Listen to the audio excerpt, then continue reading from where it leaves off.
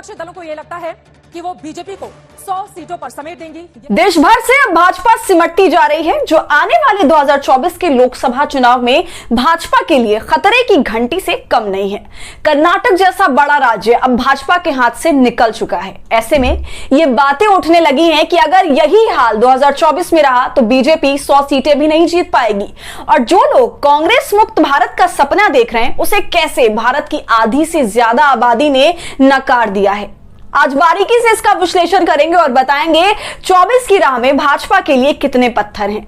नमस्कार, आदाब, आप देख रहे हैं खबर अड्डा और मैं हूं आपके साथ सुम्बुलीरम। कर्नाटक की जीत ने जहां विपक्ष को संजीवनी दे दी है, वहीं कर्नाटक में भाजपा की हार ने मोदी और शाह की नींद उड़ा दी है।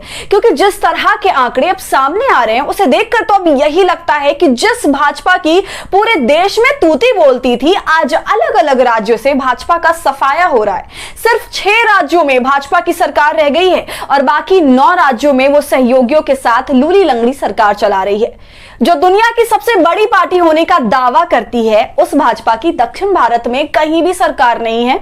भाजपा अब ऐसी राष्ट्रीय पार्टी बन गई है जिसकी सरकार सिर्फ उत्तर भारत में ही बची हुई है। 2017 में बीजेपी भारत के 78% क्षेत्रफल पर शासन कर रही थी, वहीं भाजपा मई 2023 के आते आते सिर्फ 43% क्षेत्रफल पर उसका शासन रह गया है। इसका मतलब यह है कि भाजपा का राजपाट पिछले 5 सालों में 35% क्षेत्रफल पर कम हुआ और इसी साल अक्टूबर नवंबर तक यह आंकड़ा और नीचे चला जाएगा, क्योंकि इस साल के अंत तक मध्य प्रदेश में चुनाव होने वाला है और आप लोग अच्छे से जानते हैं कि कैसे भाजपा मध्य प्रदेश में चोरी की सरकार चला रही है, ठीक वैसे ही जैसे भाजपा कर्नाटक में चला रही थी। और कर्नाटक में कांग्रेस की जीत ने पूरी पार्टी को हौसला दिया है और उनके नेता यह दावा कर रहे हैं कि जिस तरह से कर्नाटक की जनता ने चोरी से सरकार चलाने वाली भाजपा को सत्ता से खदेड़ा है, ठीक वही हाल मध्य प्रदेश में भी होगा।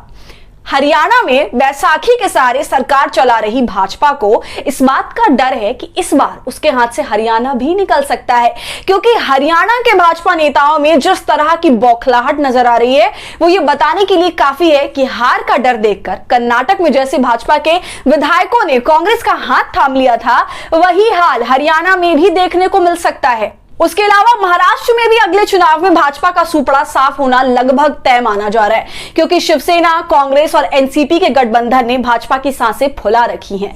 ऐसे में भाजपा के हाथ से 2 बड़े राज्यों के साथ हरियाणा का निकलना तय माना जा रहा है। 50 सालों तक इस देश पर शासन करने का सपना देख रहे चाणक्यों को सपना मात्र सपना ही बनकर रह जाएगा।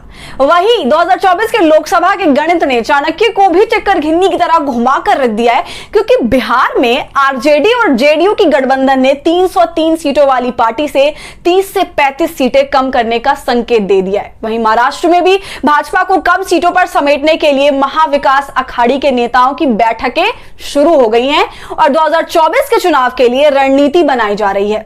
भाजपा और गोदी मीडिया कांग्रेस के लिए यह आरोप लगाते हैं कि कांग्रेस को सिर्फ मुस्लिमों को वोट मिलता है, हिंदू आज भी भाजपा के साथ है। तो कर्नाटक की जीत ने ऐसा आरोप लगाने वालों को भी मुंह तोड़ जवाब दिया है, क्योंकि कर्नाटक की दलित बहुल 37 सीटों में से 22 सीटों पर कांग्रेस की जीत हुई है, जबकि सिर्फ 12 सीटों पर भाजपा सिमट गई है। वहीं 15 आदिवासी बहुल सीटों में से कांग्रेस 14 सीटें जीती है, जबकि आदिवासी बहुल क्षेत्रों में भाजपा का खाता तक नहीं खुला है। हर चुनाव के बाद गोदी मीडिया यह दावा करती है कि साइलेंट वोटर हमेशा बीजेपी के साथ जाती है और इसमें महिलाओं का भी भाजपा को खूब वोट मिलता है। तो गोदी मीडिया के इस खेल को कर्नाटक की जनता ने बेनकाब कर दिया, क्योंकि कर्नाटक में महिला बहुल 52 सीटें हैं, जिसमें कांग्रेस को 28 सीटों पर जीत मिली है, जबकि भाजपा 18 सीटों पर ही सिमट गई। ऐसे में देश भर के हिंदू, मुसलमान, दलित, आदिवासी, महिला, युवा, बेरोजगार सब बढ़ चढ़कर अब भाजपा का सफाया कर रहे हैं। यही वजह है कि बीजेपी देश के अलग अलग राज्यों से गायब होती जा रही है। ऐसे में आपको क्या लगता है, क्या बीजेपी 2024 के लोकसभा चुनाव में 100 सीटें जीत पाएगी या नहीं? आपकी जो भी राय हो हमें कमेंट कर जरूर बताएं। और हमारे फ्री जर्नलिज्म को आपके सपोर्ट की जरूरत है, वो तभी होगा जब आप जितना ज्यादा थैंक्स बटन का इस्तेमाल करेंगे और इससे हमारी हौसला अफजाई करेंगे। साथ ही अगर अब तक आपने खबर अड्डा को यूट्यूब पर सब्सक्राइब नहीं किया है तो इसे अभी कर लीजिए।